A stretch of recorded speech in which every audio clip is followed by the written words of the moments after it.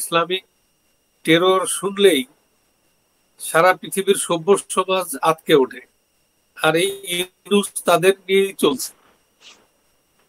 তো সে তার সকল দরজা যখন বন্ধ হয়ে গেছে তখন সে যা পায় তাই আঁকড়ে ধরতে চায়।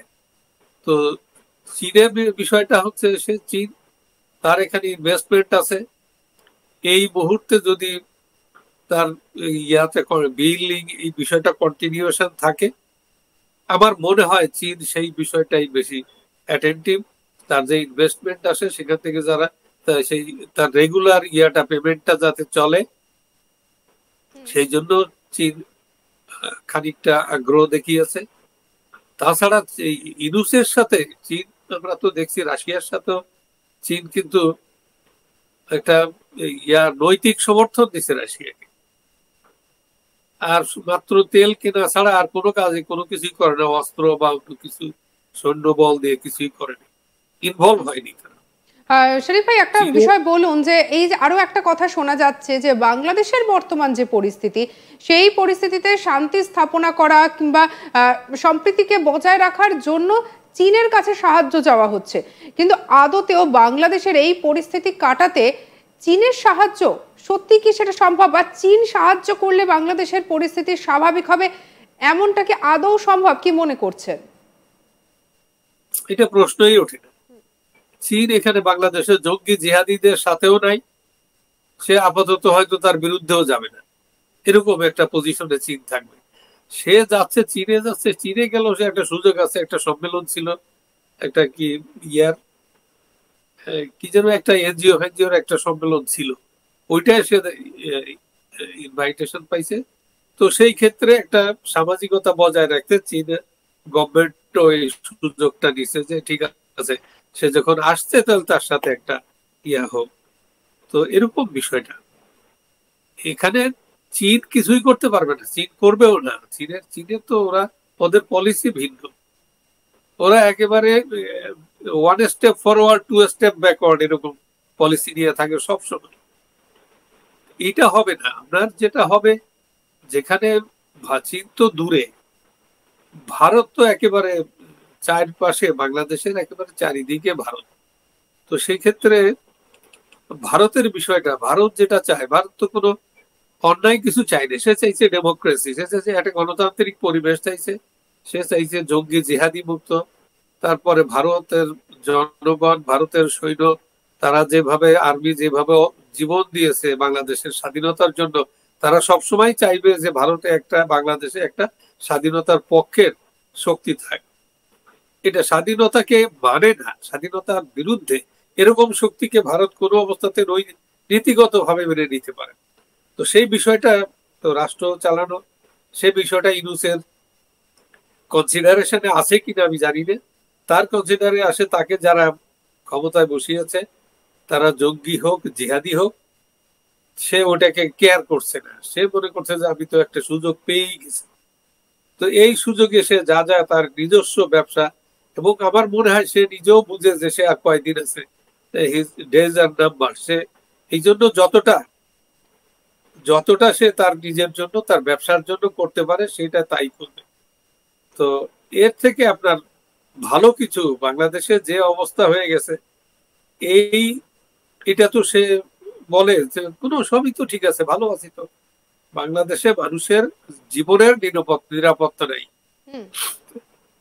আপনি বলছেন যে বাংলাদেশের মানুষের জীবনে নিরাপত্তা নেই, সেক্ষেত্রে আবার চীন সফরে গিয়ে রোহিঙ্গা প্রসঙ্গ তুলে আনা হচ্ছে। এমনও শোনা যাচ্ছে যে রোহিঙ্গা সংকট যাতে চীনের সাহায্যে মেটে, এমনও চাইছেন ইউনূস। যেখানে মানুষের নিরাপত্তা নেই, মানুষকেই এখন অব্দি নিরাপদে রাখতে পারছে না, সেখানে রোহিঙ্গা সমস্যা, এই সমস্যাকে মেটানো সম্ভব হবে? রোহিঙ্গাদের বিষয়টা কিন্তু একেবারে, এটা আমার মনে হয় অনেকেই, সাধারণ মানুষও এটা বুঝে যে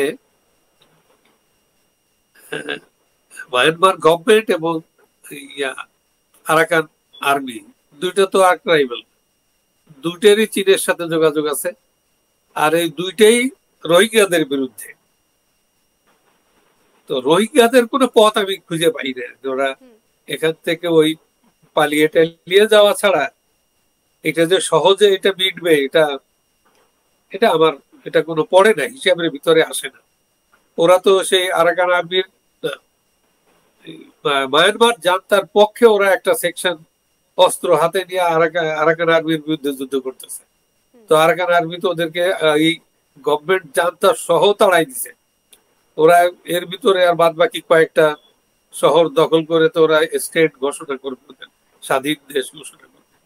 তো এদের রোহিঙ্গা ইস্যু এগুলো, এটা বাচ্চা ছেলেও বোঝে যে এটা এটা ইয়ার ভিতরে মহাসংকটে আছে, এইটার কোনো কিছু হবে না। এরা যদি পালিয়ে টালিয়ে যেতে পারে, বাংলাদেশে ঘুপচি মেরে থাকতে পারে, লুকিয়ে থাকতে পারে। আর এত লোক তো লুকিয়ে থাকতে পারবে না, তো কিছু থাকবেই।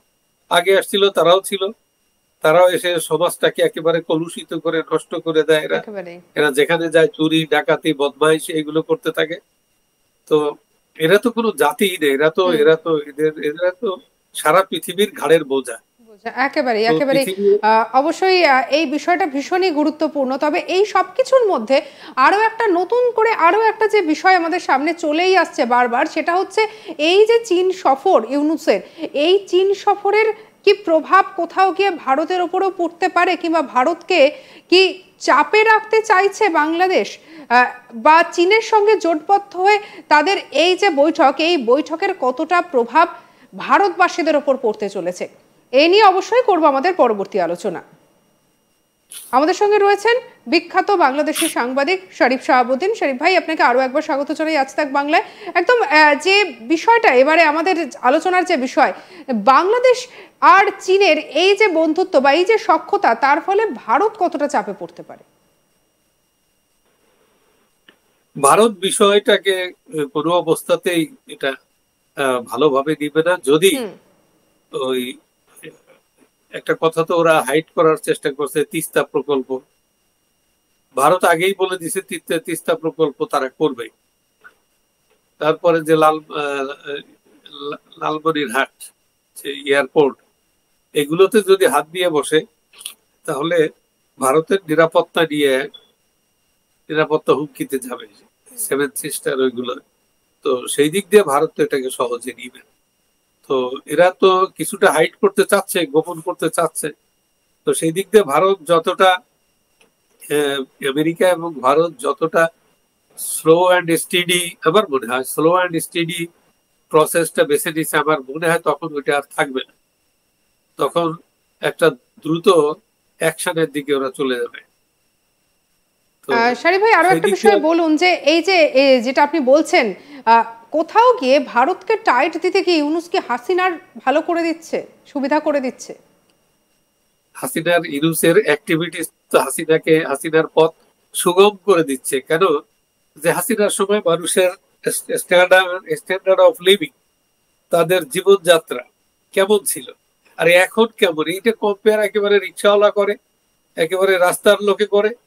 তারা এফেক্টেড, সবাই এফেক্টেড, একেবারে আপনার সুপার স্ট্রাকচার থেকে একেবারে গ্রাউন্ড পর্যন্ত, গ্রাউন্ড লেভেল পর্যন্ত, মানে গ্রাউন্ড টু দি আর্থ। সবাই বুঝতে পারছে যে শেখ হাসিনার সরকারই ভালো ছিল। তখন একটা নিশ্চয়তা ছিল